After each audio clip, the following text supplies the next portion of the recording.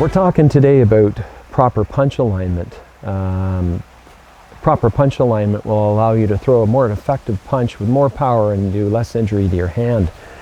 So when we look at how you structure a fist, you want to bring your fingers down to the point where they're resting just above the pad of the thumb, and the thumb is across, kind of connecting in between the first and second finger and squeezing the hand. And you want to make sure that your focal point is on the first two knuckles. Another thing you want to make sure that you're doing when you're throwing a punch, depending on what style or what practice you do, you can implement this as food for thought. A lot of times you'll see people throwing punches like this type of thing, but if you look at the way an arm wrestler wrestles, they don't just leave their arm away from center like this and start pulling their body away. Amateurs do that. Professionals will lean their center towards the hand, perform their techniques, of course, what they're doing in their sport, but they want to keep their center line, because if their center line moves away, or if your center line moves away when you're doing any type of physical movement, you could risk the injury of snapping your arm, especially in arm wrestling. But when it gets to forming a punch properly, you want to make sure that first the mechanism is formed properly. That's the foundation. That's your tool, your weapon. That's the thing that's going to make contact. So you want to focus on, as mentioned, on the first two knuckles, and have the elbow slightly towards your center line. If you have the elbow straight in your center line, that may be a different concept, something that you may practice.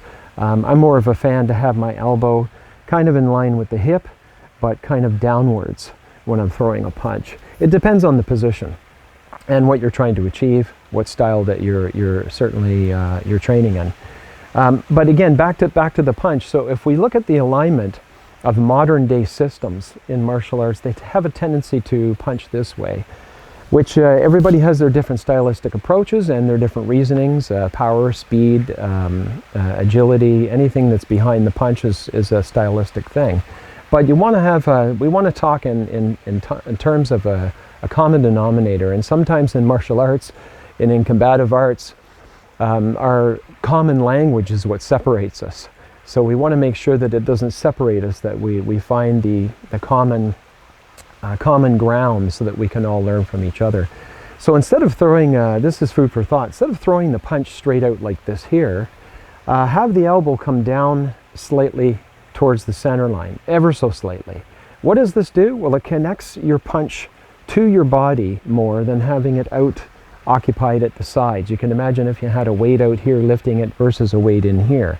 So the other thing that it does too is that if you throw a punch this way, and we have basically the three major ranges of motion considered, the supination, which is rotating the palm up, the neutral, which is the palm in this position, or the punch in this position, and the pronation, which is the palm down.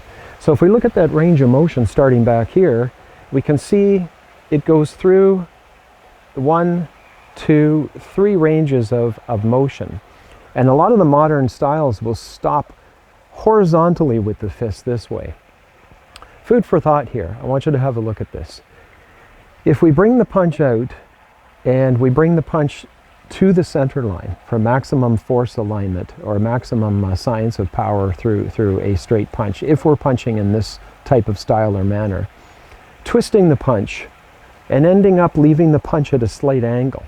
Now, we look at how to achieve this. If the elbow is this way, we can't do that. If the elbow is slightly down, then what we can do is we can achieve this angle. Now, what does it do? If you look straight down the knuckle, you'll notice that the knuckle follows the bone structure straight up the arm. I've got the ulna bone and the radius bone.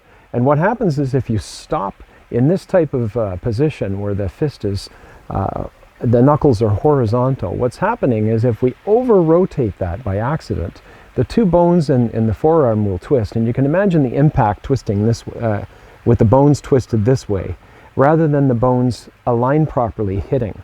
So therefore you want to keep the bones straight in the arm, and you want to keep your hand on a slight angle with the elbow in.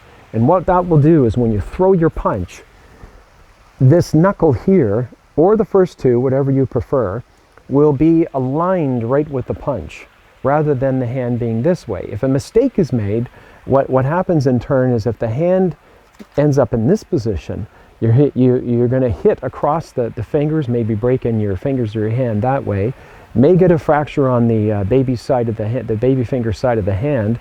But if the hand is on an angle and the bones are facing, or the knuckles are facing forward, then you have a nice clean line of force, mechanized force coming out on the angle. A good rule of thumb for beginners is whatever hand weapon that you're throwing is to always have it supported as much as possible.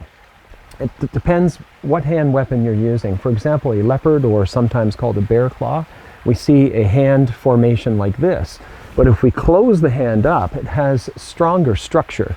So you always want to be concerned with structure when you're striking any surface at all.